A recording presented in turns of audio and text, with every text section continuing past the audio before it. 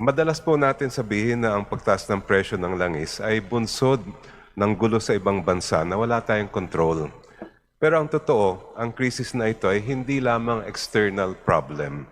Ito ay malinaw na patunay na matagal ng kahinaan ng ating ekonomiya, ang labis natin pagdepende sa imported na energy. According to the DOE, 98% of our crude oil comes from the Middle East. Furthermore, 97% of our liquefied petroleum products and 91% of our LPG are imported from refineries in Asia that rely on the Persian Gulf.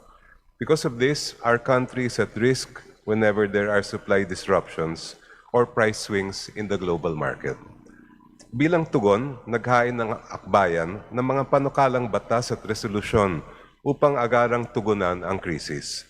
Kabilang dito ang 52.8 billion pisong supplemental budget para sa subsidies, tulong sa OFW at suporta sa agriculture, House Bill 8495. Pagpapalawak ng fuel subsidies, House Resolution number 873. Dagdag na ayuda sa mga mangingisda, House Resolution number 888. Libreng sakay sa tren para sa ating mamamayan, House Resolution number 858. And loan moratorium sa ating mga government employees o lingkod bayan, House Resolution number 901.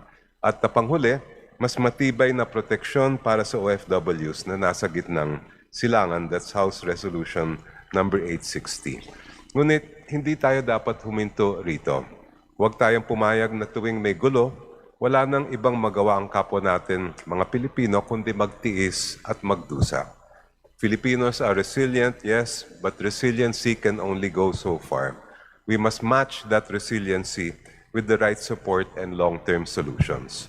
Kaya naman naghain tayo ng House Resolution 875 para magtawag ng masusing investigasyon patungkol sa bisa ng ating mga kasalukuyang polisiya sa energy, lalong-lalo na sa ilalim ng Philippine Energy Plan.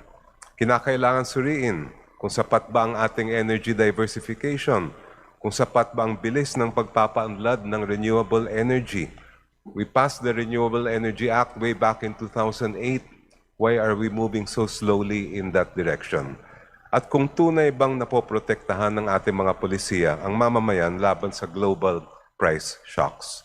Kailangan natin buuin ang isang mas matatag, independent at diversified na energy system, mas malakas na domestic energy capacity, at isang strategy na magpapababa ng ating dependency sa imported oil.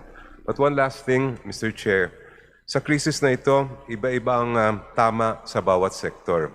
Ang tsuper natin na hindi nakakapag-uwi ng boundary, ang commuters na hindi makakapag-aral o makapagpasok sa trabaho dahil mas mahal na ang pamasahe kaysa sa kikitain nila sa buong araw. Ang mangingisdang hindi na makapagpalaot dahil sa mahal na krudo, ang magsasakang hindi na mailuwas ang kanilang mga ani, ang magulang na hindi na alam kung paano pagkakasyahin ang budget sa tumataas na presyo ng bilihin. Magkakaroon lang ng tunay na saysay ang EO110 o National Energy Emergency kung tinutugunan nito ang hirap na dinaranas nila. Dapat bigyan sila ng boses sa pamamagitan ng seryoso at inklusibong sectoral consultations. At hindi po pwedeng one-time engagement lang ito. Kailangan bahagi sila ng usapan hanggang matapos ang implementasyon. Mr. Chair, distinguished colleagues, lahat ng mga nanonood at nakikinig, sabi nila ang bawat krisis ay may dalang pagkakataon. Gamitin natin ito para ayusin ang sistema. Tiyakin natin na ang mga Pilipino ay hindi lang survivor ng krisis na ito, kundi ligtas at handa na rin sa anumang darating. Maraming salamat, Mr. Chair.